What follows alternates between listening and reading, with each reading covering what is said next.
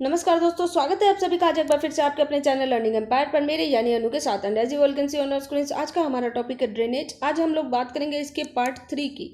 As you all know कि इसके 2 part already मैंने अपने चैनल पे अपलोड कर दिए हैं। यदि आपने अभी तक नहीं देखे हैं तो पहले आप इसके दोनों पार्ट्स देखिए, उसी के बाद आपको पार्ट 3 समझ में आएगा। And we are talking about part 3 without any further delay. Let's start और शुरू करते हैं दोस्तों। हम पिछले 2 ही सेशन से ये बात करते हुए आ रहे हैं कि इंडिया का जो ड्रेनेज सिस्टम है उसको 2 भाग में डिवाइड किया जा सकता है। पहला है हिमालयन रिवर्स और दूसरा है पेनिनसुलर रिवर्स। तो हिमालयन रिवर्स की बात हम आज नहीं करेंगे क्योंकि हम इनकी बात ऑलरेडी कल कर चुके हैं। आज हम बात करेंगे पेनिनसुलर रिवर्स की। तो लेट्स स्टार्ट। पेनिनसुलर रिवर्स जो है दोस्तों, ये ओरिजिनेट होती हैं 2 तरह से। पहला जो है कि ज़्यादातर जो पेनिनसुलर रिवर्स हैं वो वेस्टर्न घाट से ओरिजिनेट होती हैं, और 2 ही रिवर्स ऐसी हैं जो सेंट्रल हाईलैंड से ओरिजिनेट होती हैं और अरेबियन सी में जाके ये ड्रेन हो जाती हैं। वो दोनों ही river as you can see है नर्मदा और तापी है। इनके बारे में डिटेल में हम नेक्स्ट स्लाइड में पढ़ेंगे। पहले हम वेस्टर्न घाट्स की बात कर लेते हैं।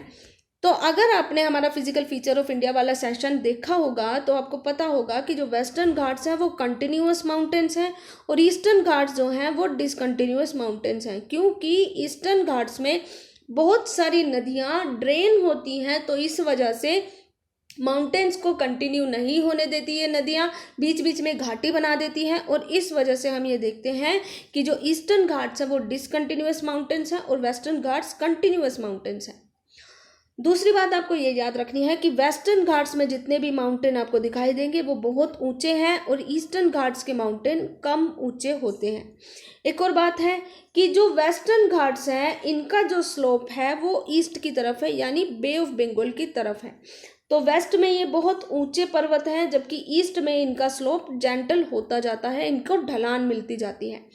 तो हम ये देखते हैं कि जहाँ पे ढलान मिलती है उसी डायरेक्शन में पानी बहना शुरू कर जाता है। यही रीज़न है कि वेस्टर्न घाट्स का स्लोप बे ऑफ बंगाल की तरफ है, तो इसलिए ये सारी नदियाँ जो वेस्टर्न घाट से निकलती हैं ये सारी नदियाँ बे ऑफ बंगाल में जाके ड्रेन हो जाती हैं। ठीक है।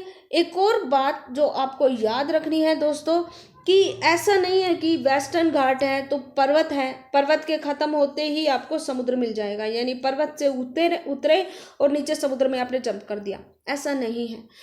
जब पर्वत ख़त्म होता है दोस्तों, जैसे ये पर्वत है ये ख़त्म हो गया, तो जब ये ख़त्म होता है तो इस तरीके से एक छोटा सा प्लेन एरिया बनाता है, छोटा सा कोस्टल एरिया बनाता है। उस कोस्टल एरिया के बाद अल्टीमेटली आपको यहाँ पे सी दिखाई देगा। तो हम क्या देखते हैं कि सी और वेस्टर्न घाट के बीच में एक पतली सी बेल्ट आती है, और ये बेल्ट क्या है, इंडिया का कोस्टल रीजन है।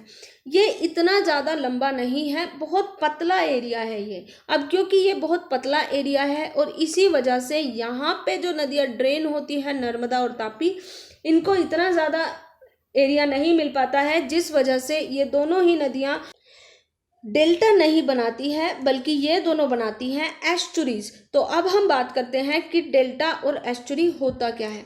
तो जब नदी को फैलने के लिए बहुत ज़्यादा वो एरिया मिलता है तो उस वजह से नदी क्या बनाती है, डेल्टा बनाती है। तो फाइनली हम ये देखते हैं दोस्तों कि कोई नदी बह के आ रही है और यहाँ पे इसको सी मिल गया, तो सी में मिलने से पहले इसके एरिया पे डिपेंड करता है कि जितना बड़ा इसका एरिया मिलेगा उतना बड़ा ये डेल्टा बनाती हुई चलेगी। अब इस वजह से तो ये डेल्टा बनाती है क्योंकि इसको एरिया मिला है, इस वजह से ये डेल्टा बनाती है। और ये कहाँ बनाती है, किसी समुद्र के मुहाने पे बनाती है। लेकिन अगर किसी नदी को इतना एरिया नहीं मिलेगा कि वो डेल्टा बना पाए, तो फिर नदी क्या करती है, ये नदी सीधाई में जैसे बहती हुई आ रही है उसी सीधाई में ये समुद्र में जाके मिल जाती है, और इसी सीधाई को बोलते हैं एस्चुरी। यानी जब नदी पानी समुद्र में ड्रेन होने से पहले कई चैनल्स में डिवाइड हो जाती है तो उसको डेल्टा बोला जाता है, और यदि कोई नदी चैनल्स में डिवाइड नहीं होती तो उसको एस्चुरी बोला जाता है। तो ये था दोस्तों डेल्टा और एस्चुरी के बारे में, ईस्टर्न और वेस्टर्न घाट्स के बारे में। अब फाइनली हम लोग बात करते हैं अपनी रिवर सीरीज की। तो पेनिनसुलर रिवर में हमारी सबसे पहली जो नदी है वो है नर्मदा रिवर। इसको थोड़ा सा जूम कर देते हैं तो आप ये देख सकते होंगे कि नर्मदा रिवर जो है महाराष्ट्र के अमरकंटक हिल से ओरिजिनेट होती है। मध्य प्रदेश, सॉरी महाराष्ट्र नहीं, मध्य प्रदेश। तो नर्मदा रिवर मध्य प्रदेश के अमरकंटक हिल्स से ओरिजिनेट होती है। ओरिजिनेट होके ये आगे बढ़ती है, बढ़ती हुई ये सिर्फ 2 ही स्टेट्स को पानी प्रोवाइड कराती है। पहली तो इसकी ओरिजिन स्टेट यानी मध्य प्रदेश, दूसरी स्टेट है गुजरात। तो नर्मदा नदी सिर्फ 2 स्टेट को पानी प्रोवाइड कराती है, मध्य प्रदेश और गुजरात। उसके बाद ये अरेबियन सी में जाके ड्रेन हो जाती है। तो इस वजह से क्या होता है कि नर्मदा नदी जो है बहुत ज़्यादा छोटी नदी है। नदी की खास बात क्या है? नर्मदा नदी की खास बात यह है दोस्तों कि जैसे जैसे ये नदी आगे बढ़ती है, आगे बढ़ते हुए अपने सफ़र में बहुत खूबसूरत लोकेशंस का निर्माण ये करती हुई जाती है। एक प्राइम एग्जांपल यहाँ पे आपको दिखाई दे रहा है, ये है मार्बल रॉक्स, जो कि आपको मध्य प्रदेश के जबलपुर में दिखाई देंगे। ये क्या है? ये एक तरीके का गोर्ज है, यानी पर्वतों को काट के नदी ने इस तरीके का गोर्ज बनाया है जिसको मार्बल रॉक्स कहा जाता है, और ये मध्य प्रदेश के जबलपुर में आपको दिखाई देगा। दूसरा जो बहुत खूबसूरत लोकेशन है वो भी आपको मध्य प्रदेश के जबलपुर में ही दिखाई देगी, और वो है धुआंधार वाटरफॉल्स। तो ये जो नर्मदा नदी है ये बहुत खूबसूरती से अपने आसपास लोकेशंस का निर्माण करती हुई आगे बढ़ती है, और यही इसकी खासियत है। नेक्स्ट जो हमारी रिवर है वो है Tapti river, Tapi river. Again इस मैप में आप देखेंगे दोस्तों, तापी रिवर भी हमारी मध्य प्रदेश से निकल रही है। मध्य प्रदेश में रेंज आती है पर्वतों की जिसको सतपुड़ा रेंज कहा जाता है। तापी रिवर सतपुड़ा रेंज से ओरिजिनेट होती है। ये आप देख सकते होंगे कि ऊपर नर्मदा रिवर है और नीचे इसके बिल्कुल पैरेलल में आपको तापी रिवर बहती हुई दिखाई दे रही है। तो नर्मदा और तापी एक दूसरे के पैरेलल में बहती हैं, और अल्टीमेटली ये दोनों ही रिवर जो है अरेबियन सी में जाकर ड्रेन हो जाती हैं। इन दोनों को मैप में देख के आप बता सकते हैं कि नर्मदा रिवर जो है तापी रिवर से बहुत छोटी नदी है, लेकिन इसके बिल्कुल विपरीत नर्मदा नदी सिर्फ 2 स्टेट को पानी प्रोवाइड कराती है, जबकि तापी रिवर 3 स्टेट को पानी प्रोवाइड कराती है। एक है मध्य प्रदेश, उसके बाद ये महाराष्ट्र में पहुंच के पानी देती है, और फाइनली ये गुजरात में पानी देती है, और अल्टीमेटली ये कहाँ पे ड्रेन हो जाती है? ये हो जाती है अरेबियन सी में ड्रेन। तो ये था दोस्तों हमारी तापी रिवर के बारे में। आई होप आपको नर्मदा और तापी इन दोनों ही रिवर्स के बारे में अच्छे से पता चल गया होगा। नेक्स्ट जो रिवर है वो है हमारी गोदावरी रिवर। तो अगेन इस मैप में हम देखेंगे गोदावरी रिवर की जो लोकेशन है वो हमें दिखाई दे रही है महाराष्ट्र में। तो महाराष्ट्र में नासिक जिले से गोदावरी रिवर निकलती है, और निकल के ये कई सारे स्टेट्स को पानी प्रोवाइड कराती है। एज यू कैन सी इसका मैप, ये इसकी एक ट्रिब्यूटरी है और ये मध्य प्रदेश से आ रही है। तो इस वजह से हम ये कह सकते हैं कि गोदावरी रिवर महाराष्ट्र को, उसके बाद तेलंगाना को, साथ में मध्य प्रदेश को पानी देती है। जब ये नदी और आगे बढ़ती है तो ओडिशा और आंध्र प्रदेश दोनों को पानी देती हुई फाइनली ये बे ऑफ बंगाल में जाके ड्रेन हो जाती है। गोदावरी रिवर का आप अगर इसका डिस्टेंस देखोगे तो बहुत ज़्यादा लंबी नदी है ये। इसकी जो लंबाई है ये 1500 किलोमीटर है, ठीक है। और इतनी लंबी नदी होने की वजह से गोदावरी रिवर जो है पूरे पेनिनसुलर इंडिया की सबसे बड़ी नदी है। ये नदी जो है इतनी बड़ी है कि इसको दक्षिण में यानी साउथ इंडिया में दक्षिण गंगा के नाम से जाना जाता है।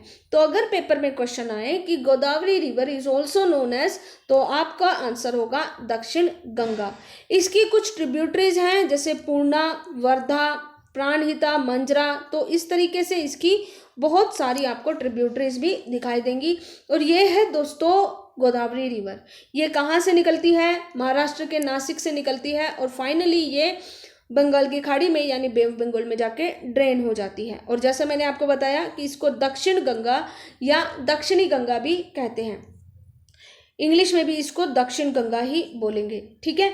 तो ये था दोस्तों हमारी गोदावरी रिवर। नेक्स्ट जो रिवर है अगेन इस मैप में जाते हैं और बात करते हैं हम महानदी रिवर की। इस मैप को दोबारा हम जूम करेंगे, जूम करके आप देख सकते होंगे कि महानदी रिवर जो है ये है, और ये कहाँ से बह रही है? ये नदी बह रही है छत्तीसगढ़ में, इसको ओरिजिन हो रहा है। महानदी छत्तीसगढ़ की नदन हिल से ओरिजिनेट होती है, और जब ये नदी ओरिजिनेट होती है तो ज़्यादा लंबी नहीं है, ज़्यादा स्टेट्स में ये नहीं जाती, ये सिर्फ छत्तीसगढ़ और छत्तीसगढ़ से उड़ीसा होते हुए बे ऑफ बंगाल में जाके ये नदी भी ड्रेन हो जाती है। इस तरीके से महानदी का जो छोटी सी डायरेक्शन है वो पूरी हो जाती है। तो ये था दोस्तों महानदी के बारे में, जितना आपको बताना था वो मैंने बता दिया। अब हम बात करते हैं अपनी नेक्स्ट रिवर जो है कृष्णा रिवर। अगेन इस मैप में जाएंगे और कृष्णा रिवर के बारे में बात करेंगे। तो यहाँ थोड़ा सा साउथ में जब हम आते हैं तो अगेन आप देखेंगे कि महाराष्ट्र जो है हमारा स्टेट है और महाराष्ट्र में ही आपको कृष्णा रिवर दिखाई देगी। तो गोदावरी और कृष्णा ये दोनों ही रिवर महाराष्ट्र में आपको दिखाई देगी। ठीक है, कृष्णा रिवर जो है महाराष्ट्र के महाबलेश्वर से निकलना शुरू करती है। जब ये रिवर महाबलेश्वर से निकलती है तो ये कर्नाटका और आंध्र प्रदेश दोनों ही एरिया में अपना पानी प्रोवाइड कराती है। जैसे ये रहा, ठीक है, ऊपर दोनों ही एरिया में अपना पानी प्रोवाइड कराती है और फाइनली ये बे ऑफ बंगाल में जाके ड्रेन हो जाती है। एक बार फिर से हम इसका लोकेशन देखेंगे तो ये कहाँ से निकलती है, महाराष्ट्र के महाबलेश्वर से निकलती हुई कृष्णा रिवर आगे बढ़ती है। इसको एक इसकी दोस्त मिल जाती है भीमा नदी, जो अगेन महाराष्ट्र से आ रही है। भीमा नदी के साथ मिलके ये कृष्णा रिवर आगे बढ़ती है तो इसको तुंगभद्रा नदी जो है पानी प्रोवाइड कराती है। तुंगभद्रा नदी कर्नाटका में आपको दिखाई देगी। तो कृष्णा रिवर जो है कर्नाटका और महाराष्ट्र दोनों में पानी प्रोवाइड कराते हुए फाइनली आंध्र प्रदेश में एंट्री करती है और आंध्र प्रदेश में ये बॉर्डर एरिया से मिलती हुई फाइनली बे ऑफ बंगाल में जाके ड्रेन हो जाती है।